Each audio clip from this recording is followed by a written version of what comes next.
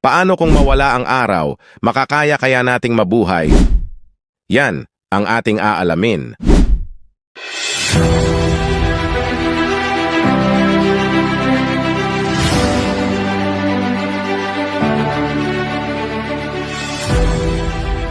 Bago natin ipagpatuloy, huwag kalimutang mag-subscribe at i-click ang bell icon para di ka mahuli sa mga trivia na gaya nito. Simulan na natin. Bago natin talakayin kung ano ang magiging resulta kapag nawala ang araw, ay trivia muna tayo kung paano ginagampanan ng araw ang buhay dito sa Earth.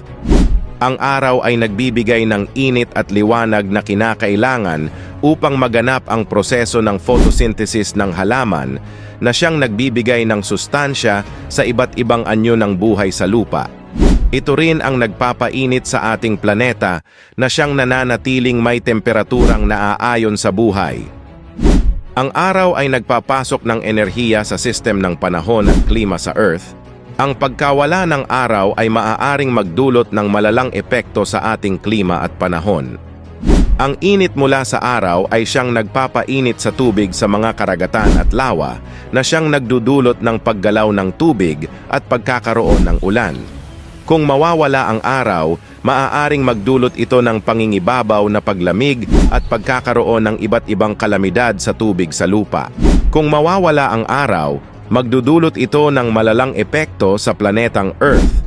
Ito ang magpapahina sa ecological balance, sa kalikasan, at masamang epekto sa buhay ng tao, hayop, at mga halaman.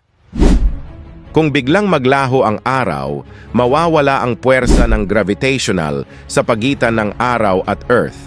Kapag mawala ang araw ang lahat ng mga planeta sa solar system, ay mawawala sa kanya-kanyang orbit.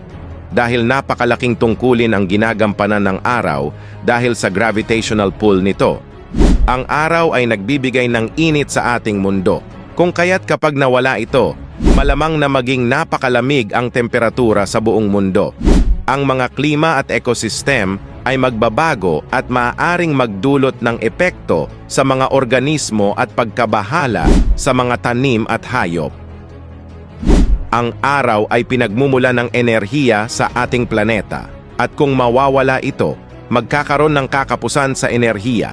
Ito ay maaring magdulot ng pagkalito sa mga elektrikal na kagamitan at sistem, pati na rin sa mga baterya at iba pang mapagkukunan ng enerhiya. Ang kawalan ng araw ay maaaring magdulot ng malaking epekto sa sektor ng agrikultura. Ang mga halaman ay umaasa sa siklo ng araw at gabi upang magpatubo at magkaroon ng sustansya. Kung mawawala ang araw, maaring magkaroon ng kakulangan sa supply ng pagkain at posibleng magdulot ng kagutuman. Ang araw ang nagsisilbing batayan para sa pagtukoy ng oras. Kapag nawala ito, ang mga tao ay maaaring magkaroon ng problema sa pagtukoy ng tamang oras at oryentasyon.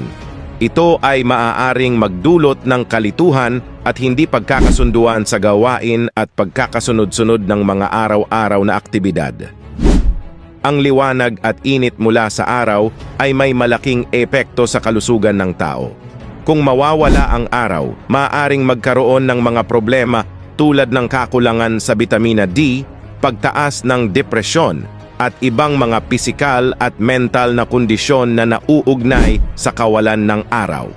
Mahalaga ring pangunahan na ang tanong na ito ay malabo o hindi posible na mangyari sa tunay na mundo dahil ang araw ay isang bituin at kahalintulad ng ating pinagmumulan ng init at ilaw.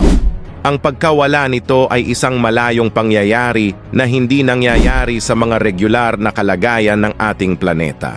Ngayon kapatid, alam mo na ang mangyayari kapag nawala ang araw. Ginawa ko ang video na ito kapatid para gisingin ka sa katotohanan na di talaga pwedeng mawala ang araw. Hanggang dito na lamang ang ating trivia tungkol sa araw.